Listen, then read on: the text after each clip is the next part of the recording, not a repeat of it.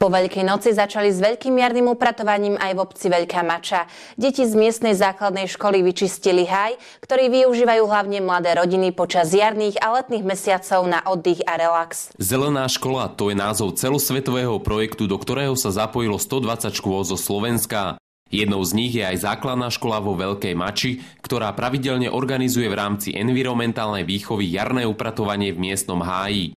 Cieľom projektu je ukázať hlavne mladej generácii, prečo je dôležité ochraňovať prírodu okolo nás. Máme aj environmentálnu výchovu na škole a zapájame sa do toho, lebo máme aj hodiny tuto, nejaké hodiny, vyučovacie hodiny tuto v lese a jednoducho chceme aj na toto vychovávať deti, aj na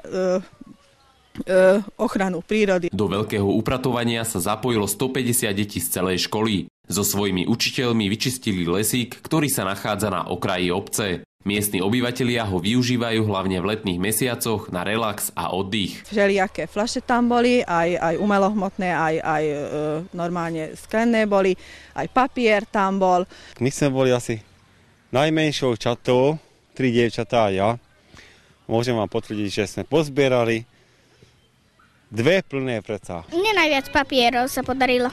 Skla, ešte železo, plechy a tak ďalej.